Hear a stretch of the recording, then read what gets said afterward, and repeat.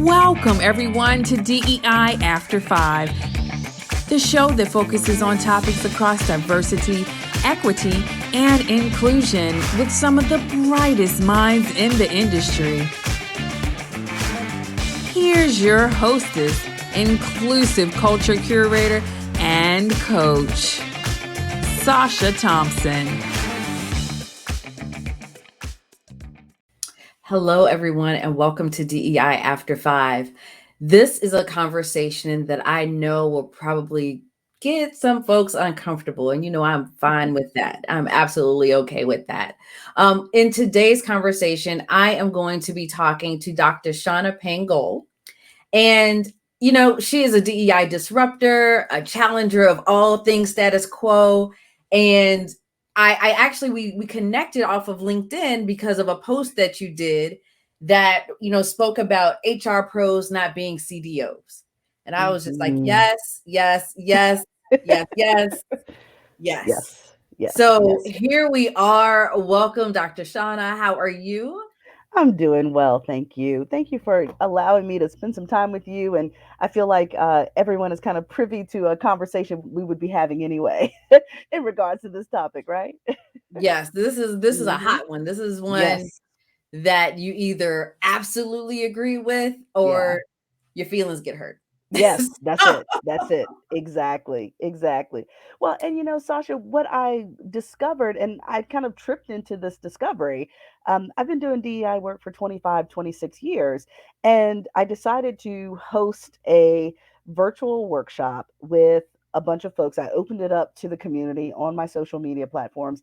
And out of the 15 people that registered for that masterclass, 13 of them were already vice presidents of human resources, had all the SHRM certifications and other professional certifications. And to me, that really made it clear that, okay, whatever the education that our HR experts are having does not include some of the things that I was providing. And that was a really clear telltale sign for me that we need to have some more conversation around the role of DEI in the portfolio of HR and what should that look like depending on the organization.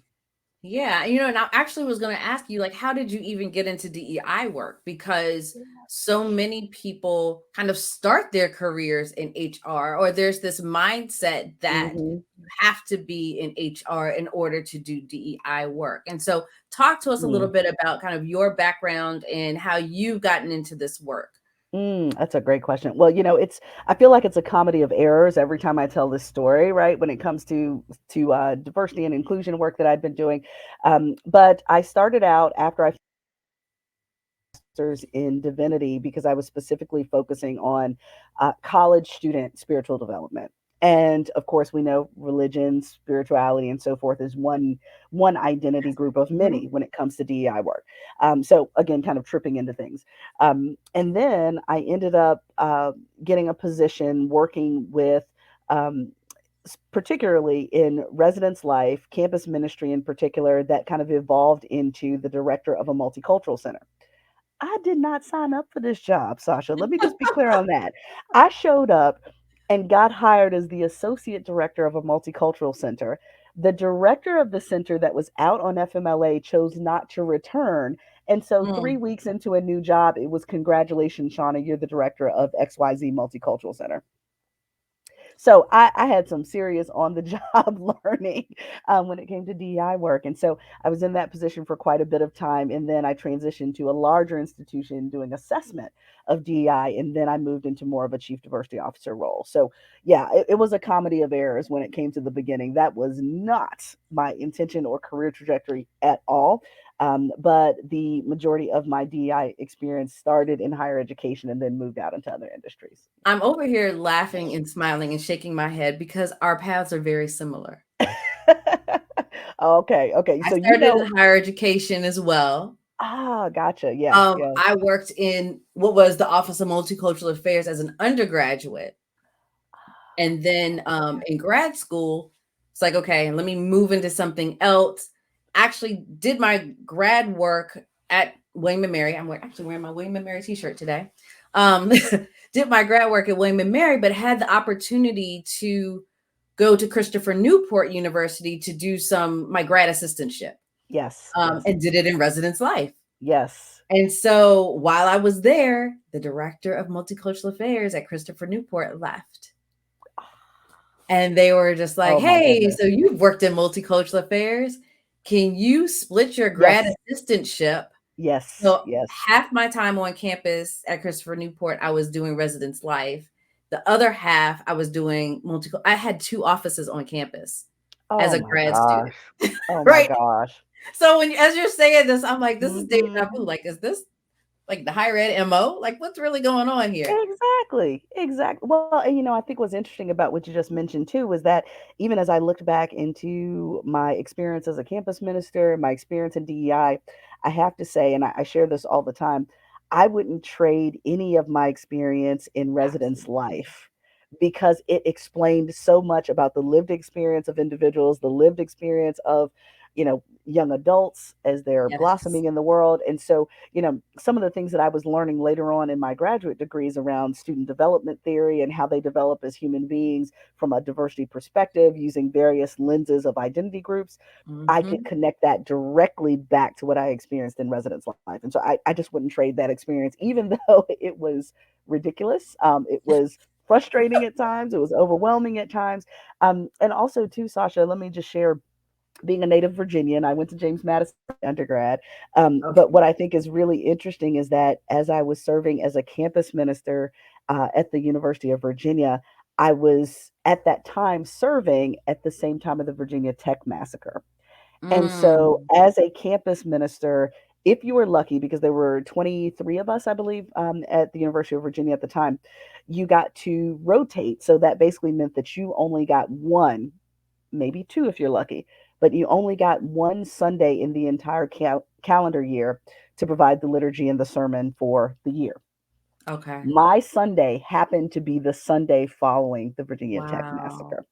And so when you're trying to make sense of identity, you're trying to make sense of grief and trying to make sense of loss, it was truly, of course, it had to be me that happened to get that Sunday. I mean, you couldn't have orchestrated it any better given the circumstances, but that really made me stay on the cutting edge of what does this mean? What does it mean for large groups of people?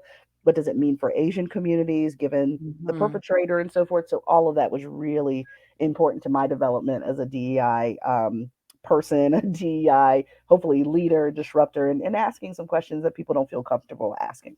I love it, because I think that both of us kind of touching on this higher ed experience. And I absolutely agree. I talk about my experience, particularly in residence life, um, as I don't want to say almost more important.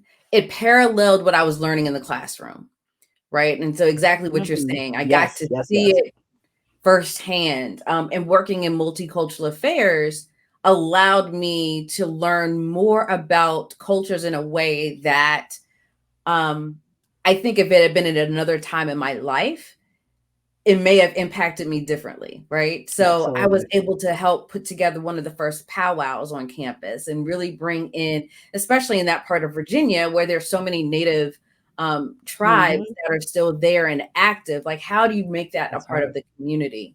That's right. And so it's how do you have those conversations? How do you talk about Mhm. intersectionality before people were even talking about intersectionality?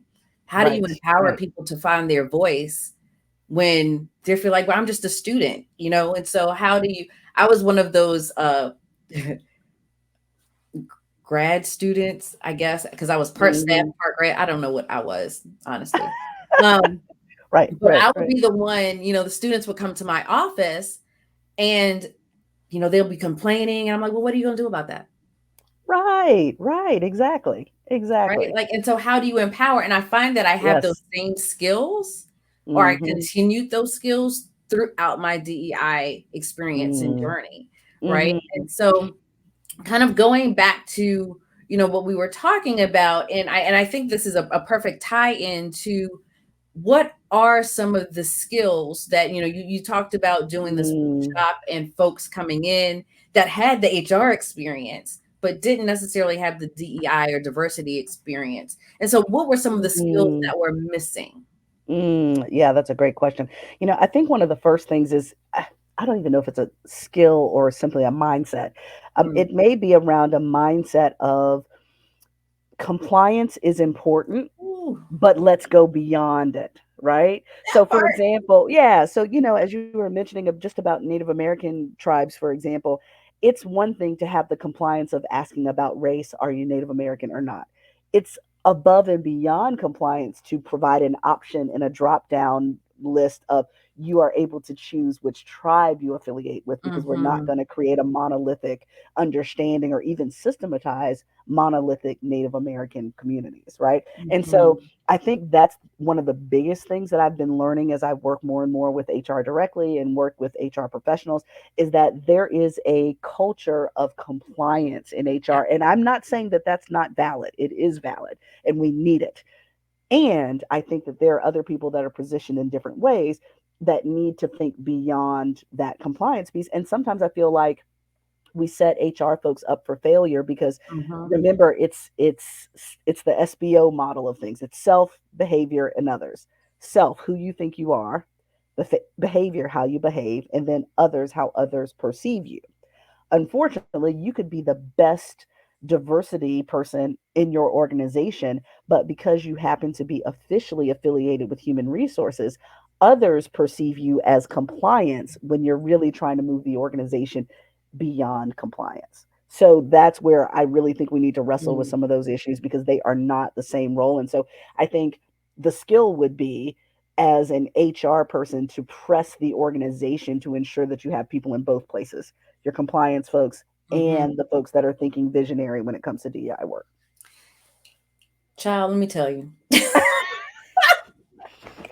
You just hit on something because I think there's a couple of things in that, right? And yes, if Yes, someone is the best DEI person within an organization, but they happen to sit in HR, they'll be seen as compliant.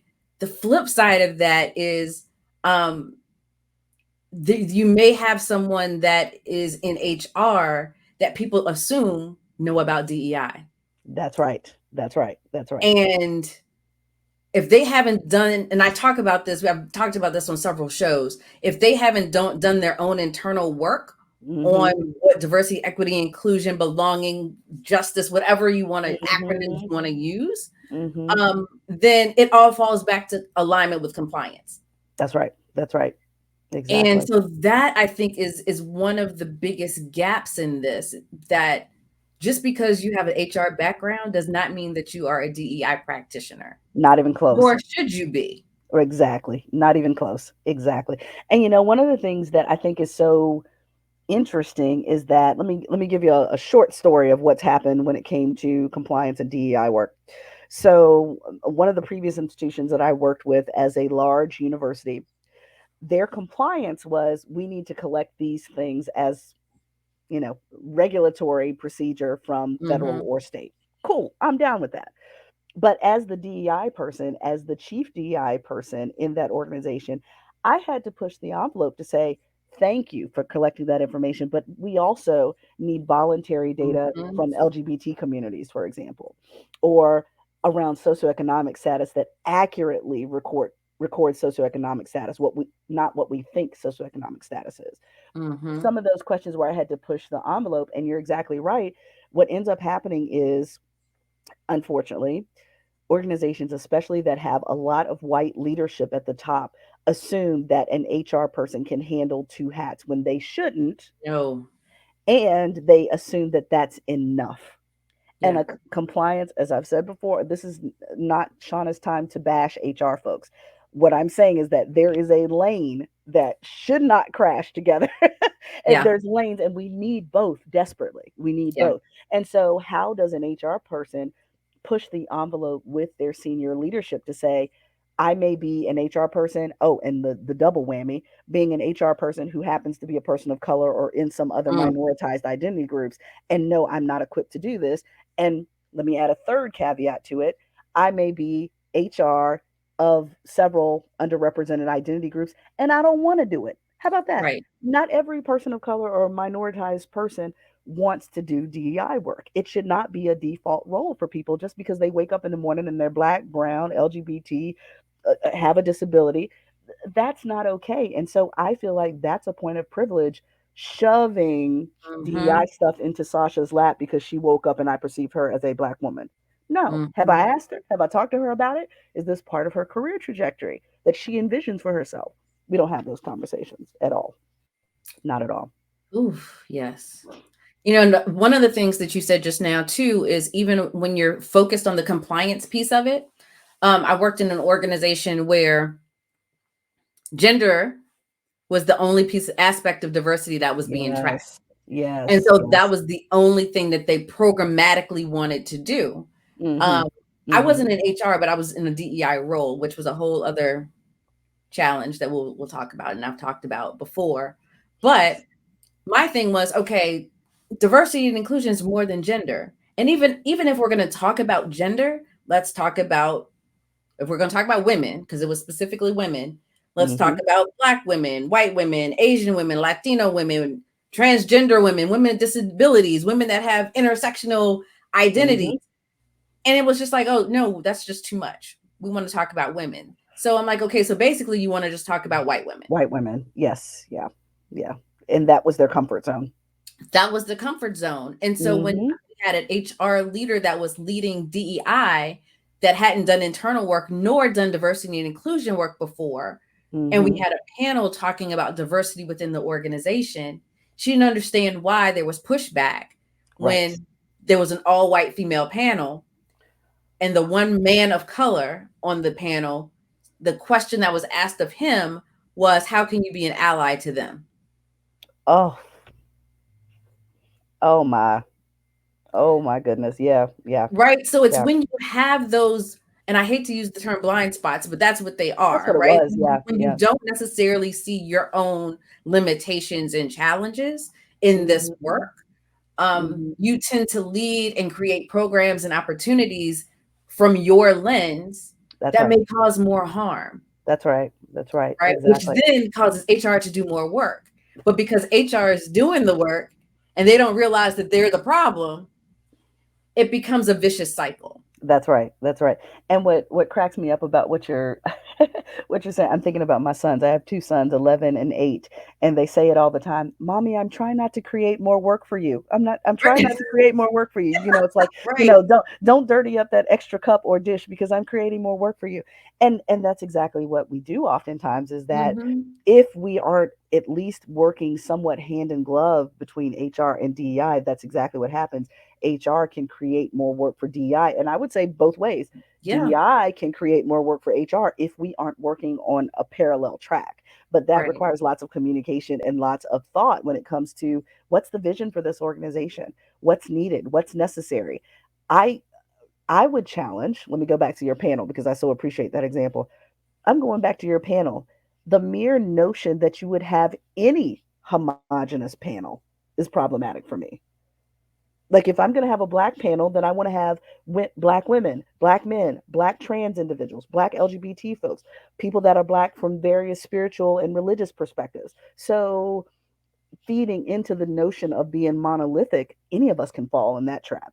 So I'm challenging Yeah. everybody not to think in those monolithic ways because you create more work for somebody, usually the CDO or someone who's in the DEI space. So yeah, it's important to be cognizant of all that. Yeah. Yeah. And the other thing that came up for me was we're talking about there's a lot of conversation about the great resignation right now. And what I'm hearing, especially in coaching work, my coaching work with black and brown people that aren't in DEI, right? So I have a segment of my Yes. coaching that I do that. And there's a disconnect between, what's happening programmatically and their experiences. And Yes. so what I am noticing is that gap. Like, how do you mind the gap? Because if people are having problems with racism, sexism, discrimination in any way, Mhm. they need to have an advocate for them in the organization that's Mhm. going to be able to step back and say, okay, this is a systemic problem. I'm looking at the data and I'm noticing who's complaining, I'm noticing who's leaving and the reasons why. And if this is separate from HR, then there's a partnership that can happen to say, okay, how do we solve this problem? versus Mm, it's been happening to a lot of people. And I think what has happened to, I feel like a lot of DEI practitioners kind of find themselves in this trap. Like we see what's happening, but because compliance is the mindset and protecting the company and mitigating risk is is kind of that's the right. goal. That's right. Mhm. How do we push this out? How do we protect the company, right? Which Mhm. oftentimes comes back to gaslighting of the employee That's right. That's or right. putting them on a performance plan or Mm, pushing them out as the problem versus, okay, there's a systemic challenge here that needs someone, and which usually is the person in DEI that's right. That's that right. can step in and say, how can we partner to shift the culture and work in partnership with HR to do that? And that I think is a missing piece. Yes, yes, yes, yes, absolutely. Well, and here's the other thing too is that the great resignation is very real, and I'm still in with mindset shifts as well. Is that the great awareness is now here? Hmm. Because we usually want to say that it's an employer's market, and we know now it's an employee's market. And so every time I hear people say, well, people don't want to work and people are lazy, I'm like, whoa, whoa, whoa, Hmm. wait a minute, wait a minute. That's not accurate, number one. And number two, employees are deciding that they are going to place value on themselves and what they are Yes. worth. And so I feel like, yes, we are speaking truth when it comes to speaking to a great resignation, but I feel like we're only telling part of the story when it comes to that. Mm, That we're telling, yes, there's a great resignation and people are leaving, but nobody's saying or highlighting what people are leaving for. And so, right. and let me give you an example of that. So in my last role, I was one of 18 Black women that left over the last 2 years from my organization. I didn't even know that until some white allies brought this up and brought Mm, it up to HR that, hey, Shaunna is now number 18 when it comes to this entire organization. There is nothing wrong with the 18 Black women that walked out the door. There has to be something wrong with the door in the building yes. that they just left. Yes. So, what is the problem? And so that's one piece. And then the other piece, as I left, and as plenty of us left, there were specific reasons as to why we left. So what are people leaving for? They're leaving for their value. So Hmm. and you know this, being someone who's a coach and a consultant and so forth, the role that I was in previously, I could probably make what I would make in that role in 2 weeks, I could probably make in 2 hours now because I found an industry that values our skill set differently, right? Yes. Or the idea of not, I live in the DMV area. So Me not too. having, right. So not having on a good day, an hour commute in one direction versus actually being able to see my kids dropped off and picked up from school and dropping in because they know mommy is going to show up whenever, right? Because that's our form Hmm. of discipline. So when it comes to all that, what did people leave for? And I could go on and on. My story is just one, but many stories of what are people leaving for. And they're Yeah. deciding that there are some things that need to be reorganized, and this organization, this business, this industry may not be providing the value that I'm looking for. And so I now have to take hold of the reins and make some decisions. And I happen to be one of many that are leaving. Yes. Because as you remember, I know you remember at the beginning of the pandemic, this was called the Great Tsunami, where people were afraid of losing their jobs. And within Hmm. 2 years, we've gotten to a place where people are like, not only Nope. am I not afraid, but I've got 17 different options that I can leave for. So, holding both of those at the very same time. So I do think there's a huge shift. And I think those organizations that should be interested in protecting the company, but also remembering that those employees are the company. Are the company. How do Exactly. we protect both at the same time? And I think, we really need to consider, are we willing to pay what people are worth? And I know I keep going back to mindset shifts. One more, a mindset shift around what efficiency and what fiscal prudence and responsibility is. And what I Mm, mean by that is that we all have been, especially in the US, we have been in cultures and systems and industries where it was all about how to get more done with less resources yep. constantly, constantly, always. I even challenged my previous client right before I jumped on here with you. I challenged them in their careers to think of one time where they had been appropriately staffed and appropriately resourced, and they could not think of one moment in their entire Mhm. careers where they had been efficiently staffed or funded, resourced. So, given that, we're now saying that we're not interested in playing that game. And we're Mhm. ready to have a new mindset around what is going to be properly resourced so that people don't burn out and people are no longer completely. The mental health community, for example, is being completely obliterated when it comes to the professionals because we don't have enough professionals to meet the need. Yep. I'm looking at the root of the problem. I'm not interested in putting band-aids on things. And so I think both of those are really crucial mindsets to add to our list of mindset shifts because we keep putting the blame on the victims of employment when in fact, let's look at all of it. What are they leaving for? They're leaving Yeah. for some valid reasons, very valid reasons. Yeah. And I think to your point, so many companies now, one that I left, right, started increasing salary left and right, like, oh, and promotion. And I'm like, you know what? Sometimes it's not about money. Sometimes it's about the environment. And That's it. so That's it. That's you it. can pay me $1 billion, but if the environment's toxic, I'm not going to stay in that. That's right. That's And right. so how do you go beyond? So when you say value, I think it goes beyond just financial value. Oh, absolutely. It's, Absolutely. do I feel that my skills are valued? Do I feel as if I can do what I need to do, balance work and life, and not necessarily just have work and build my life around work, right? Like, and Mhm. especially in this pandemic, I think so many of us have learned that when we can work from home, when you can be able to do and balance more things, right? That's right. That's So right. those are the things Absolutely. that I think, we're starting to see this shift, which I think Yes. is phenomenal. Yes. And so I want to ask you one more question before we get into my final question, which Yeah. is, as we think about this partnership, right? Because I think Mhm. we both agree, um, people think that I bash HR a lot. I do. But at the same time, I think that there's a lot of value in HR and traditional HR. Mhm. That Mhm. being said, I think that there needs to be some 21st century HR also Mhm. that needs to step into the Mhm. view, which is a Mhm. whole other conversation for a whole other day. But I Yes. think that there's value in having an HR team and entity, Mm. but I also see it has to be separate from diversity and inclusion if you truly want to have systems that are equitable and diverse and Yeah. inclusive, Yeah. right? Yeah. With no boundaries, Yeah. because HR is going to give you boundaries. When you think about compliance, and I always think about, Mhm. when I think of HR, I think of legal, because those two That's right. teams are That's right. Mhm. attached to the hip, right? So Mhm. how do you create equitable systems in partnership Mhm. with, Mm. versus making them one and the same? Because I think we're going to continue seeing what we're seeing if it's one and the same. Yeah. Oh, absolutely. I agree with you. Yeah, that partnership piece.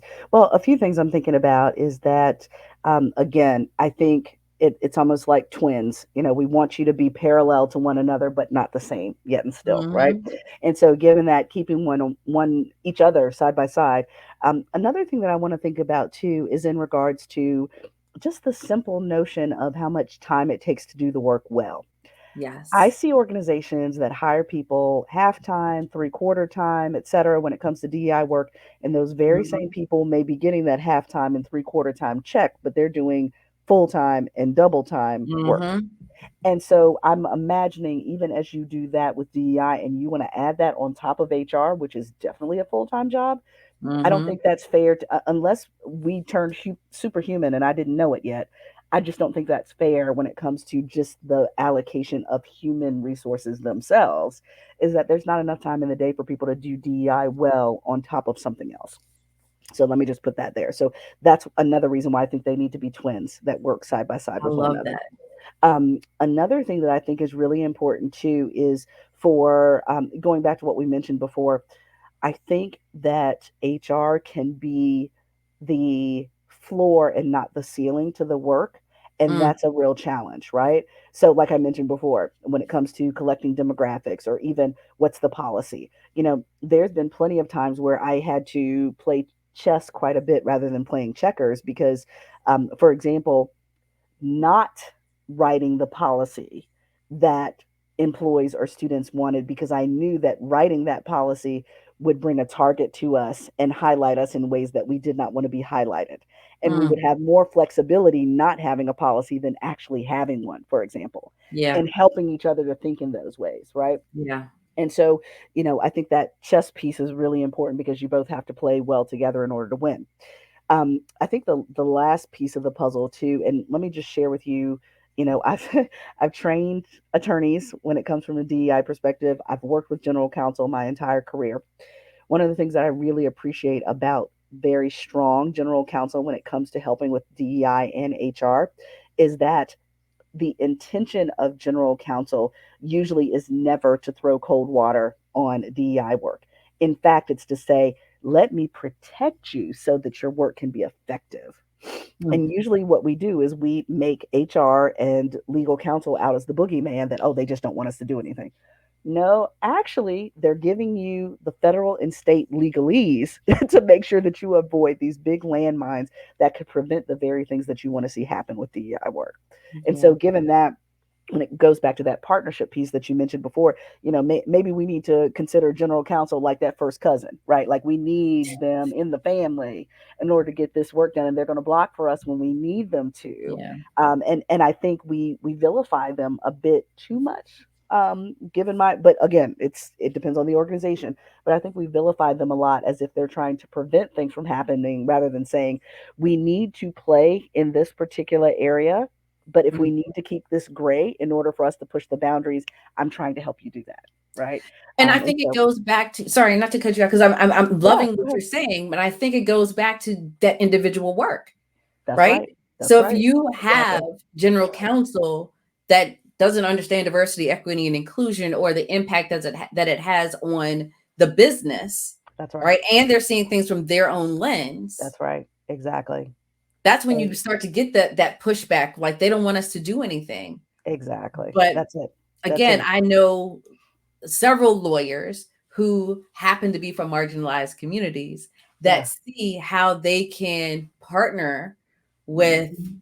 doing this work. So I That's it. absolutely, I love the whole twins and first cousin analogy. Like I'm a Uh bonus huh. mom to twin boys that I'm just Yes. like, we love them the same, but they have two different personalities, and Exactly. That's you it. have to give them both what they need to to Exactly. thrive, right? Exactly. Exactly. Oh Yeah. my gosh. And then the Yeah. first cousin that just comes in and like, what you need? Like, I I got got you. you. I got you. Right. I got Exactly. you. I Exactly. I love got it. you. I Love it. got Love you. it. So the last question that I have for you Yeah. is one that, I always ask, what do you do to take care of yourself? What do you do to fill Mm. your cup? How do you make sure that you stay ready for this work? That's such a great question. So I'm going to give you two quick answers: one pre-pandemic, one post-pandemic. Okay. Okay. Pre-pandemic, it would be travel and a lot of fitness. When it comes to, I've been a runner for quite a few years. I actually did that after my first son to drop a lot of weight off, that type of thing. So it was travel and fitness pre-pandemic, and then of course we got cold water kind of thrown on that quite a bit, Mm-hmm. especially when it comes to organized, whether it's a marathon or whether it's a triathlon or whatever I've been doing in the past. Now I'm at a place where limited travel is still okay. We're being careful, of course, but for me, especially as we came to, through, and beyond both a pandemic, both, well, three things: a pandemic, the summer of 2020, where it was a heightened Mm-hmm. awareness of everything in society around the globe, um, and with so much going on with family and lifestyle changes and so forth, there was just a lot going on, and then the general election. um, what works for me best is boundary setting. Love it. Yeah. Boundary setting is what helps me to fill my cup. And what gets interesting is that, people that are outside of the DEI space don't think about it the same way we do, where, okay, we're doing DEI work professionally. If you're from a marginalized population, you're living that work every single Mm-hmm. day. Like I mentioned before, I'm raising two Black boys. That's a whole Yes. branch of everything all by itself. And then you have people that are reaching out and saying, I'm white and I don't want my kids to be raised up like their grandparents. Send me a book list or da da da da da. And you're wanting to help in those ways, but I call it the Elastigirl feeling that I have, where people are pulling me in different directions. And there's some, actually most weekends now, where nope, turning the phone off for the majority of the weekend. If you're not my parents or my children or a family member, I'm not answering. LinkedIn can wait, email can wait, Mhm. that type of thing. Even the news and TV can wait because, and this is not to bash journalism or any of that, but it's just simply to say that the wait is for DEI people double, triple, quadruple, quintuple fold Yeah. because we're getting the weight of DEI in every single direction. And at some point, you have to say, I'm going to win this game because I'm choosing not to play, even if Yeah. it's for a 2 day or for a couple of days, that I'm not willing to play this. Or, yes, I know racism is real. And yes, I realize that we have yet another hashtag. But for my own well being and in order to keep me in the fight longer term, I have to cut y'all off for 2 days and being very okay with that. And so for me, it's that boundary setting piece. People send me a text and say, hey, did you hear about such and such at the grocery store? Nope. And I'm not going to hear about it for 2 days because I have the rest of my life to fight that fight. No offense to anyone, and my heart grieves for all. But if you're interested in staying in the fight, especially what I've read when it comes to chief diversity officers, we only hang in here for 3 to 5 years at Yep. best. If that. I'm pushing up on 26. Okay. I am very okay to shut things down, even if it's for a few days, in order to keep hanging on and continuing to stay in this work because I hope I'm needed. People tell me that I'm needed. I want to be needed and I want to support the next generation of folks that will continue to do the work that you and I are doing right now. I can't do that unless I take a break. So Yeah. boundaries are crucial, very crucial to Love me. it. I love it. Love it. Love Yeah. it. Shauna, thank you so much for this conversation. Thank you, my This friend. I is appreciate just, it. yes, no, this has been affirming. And like I said, from that first connection point that we had, I was just like, yes, okay, I'm loving it. I'm loving it. So thank you so much for joining us today. And I want to thank everyone that has been able to watch or listen to this episode of DEI After 5. You can always find us here every Tuesday at 5:15 p.m. on YouTube or on your favorite podcast station. And we will see you the next time. Have a good one.